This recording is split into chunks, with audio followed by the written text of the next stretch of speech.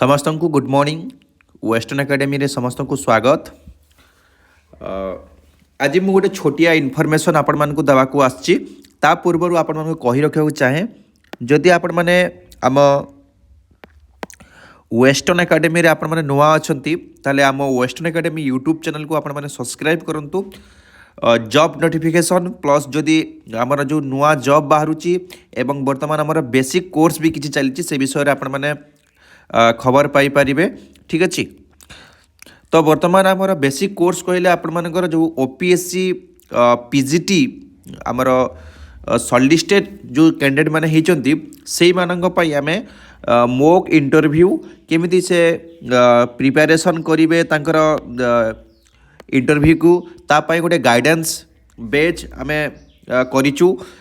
जो guidance bench आपण माने देखि पारथिबे 2000 अच्छी किंतु आपण वर्तमान 2000 आपन को पे करियो पड़िबो नाही। आपण मान को ओनली 999 टंका आपण मान को पेमेंट करियो पड़िबो।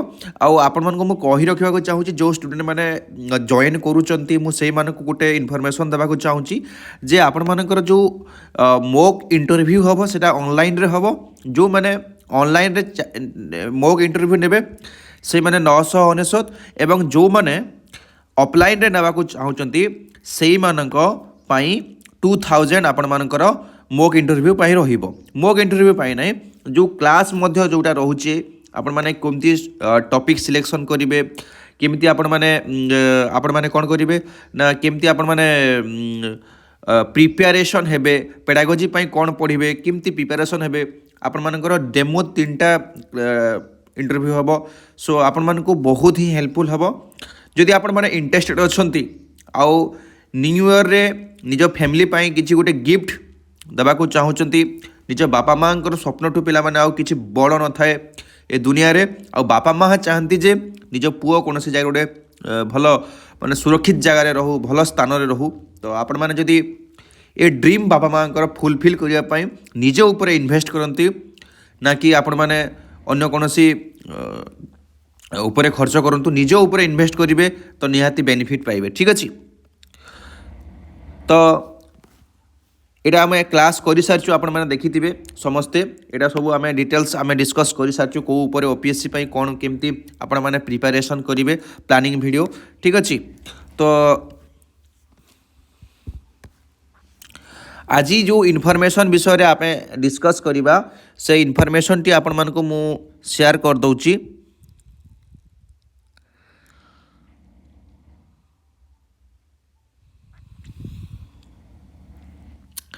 ए इनफॉरमेशन टी आपण मानकर जो माने अपेक्षा करिसंती जे केबे ओएवीएस आसीबो ओडिशा आदर्श विद्यालय जो माने स्पेशली आम ओडिया स्टूडेंट माने तो जेहेतु आमे ओडिया पिला मानक पई करूछु कि समस्तक पई आम एकेडमी आमे खूब शीघ्र भेरियस सब्जेक्ट रे यूजीसी नेट जो पेड क्लास बा कोचिंग आनिबा को जाउछु।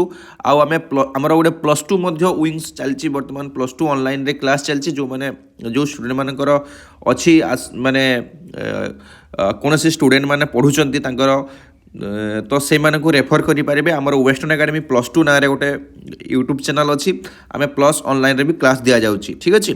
तो सो दैट तो आज जोटा आम डिस्कस करवा कौन डिस्कस करवा ना ओएवीएस विषय माने ओडिशा आदर्श विद्यालय ये जो चिठीटी आसी आपर स्कूल एंड मास एजुकेशन है। ठीक अच्छे।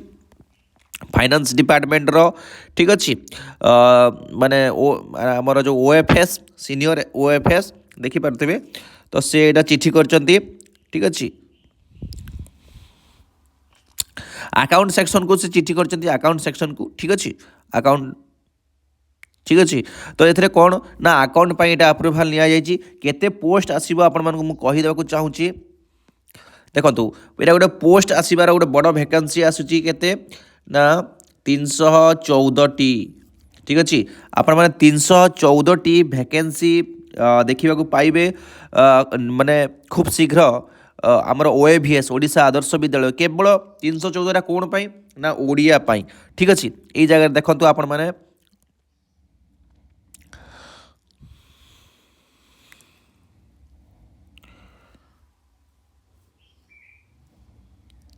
तो ଆପଣମାନେ ଯେଉଁମାନେ ବି OAVS ପାଇଁ ଆପଣ ଦେଖନ୍ତୁ ଏଇ ଦେଖନ୍ତୁ TGT ଓଡ଼ିଆ ଠିକ୍ ଅଛି ଆପଣମାନଙ୍କର ଲେଭେଲ୍ 10ରେ ଆପଣଙ୍କୁ ମିଳିବ ସାଲାରୀ ମିଳିବ।